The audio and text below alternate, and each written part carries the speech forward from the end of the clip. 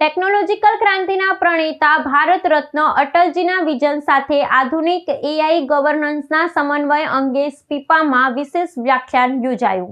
સરદાર પટેલ લોક પ્રશાસન સંસ્થા સ્પીપા અમદાવાદ ખાતે ભારતના પૂર્વ વડાપ્રધાન અટલ બિહારી વાજપેયીજીની 100મી જન્મજયંતિની ઉજવણીના ભાગરૂપે અટલ વ્યાખ્યાન માળાના 5મા સંસ્કરણનું સફળતાપૂર્વક આયોજન કરવામાં આવ્યું હતું।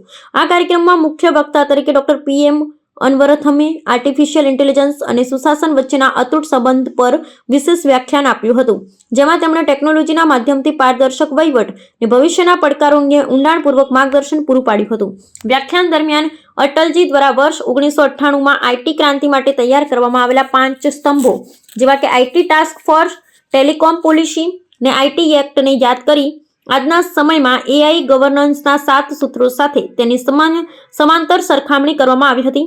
વર્તમાન સમયમાં જ્યારે ભારત જય વિજ્ઞાનથી જય અનુસંધાન તરફ આગળ વધી રહ્યું છે, ત્યારે જય સોવરિન એઆઈના મંત્ર સાથે ટેકનોલોજીના માધ્યમથી અંત્યોદય સુધી પહોંચવાના વિઝન પર ચર્ચા કરવામાં આવી હતી। વ્યાખ્યાનમાં એઆઈ ગવર્નન્સ માટે આરબીઆઈ અને મેટ વાય દ્વારા સૂચિત 7 સૂત્રો વિશ્વાસ, પ્રાધાન્યતા, નવીનતા, સમાનતા, જવાબદારી, પારદર્શિકતા અને ટકાઉપણું પર વિશેષ પ્રકાશ પાડવામાં આવ્યો હતો। એઆઈના અમલીકરણમાં આવતા પડકારો જેવા કે ઉત્તરદાયિત્વનો અભાવ, પક્ષપાતનું જોખમ અને સાર્વભૌમત્વના પ્રશ્નો અંગે ઊંડાણપૂર્વક વિશ્લેષણ કરવામાં આવ્યું હતું।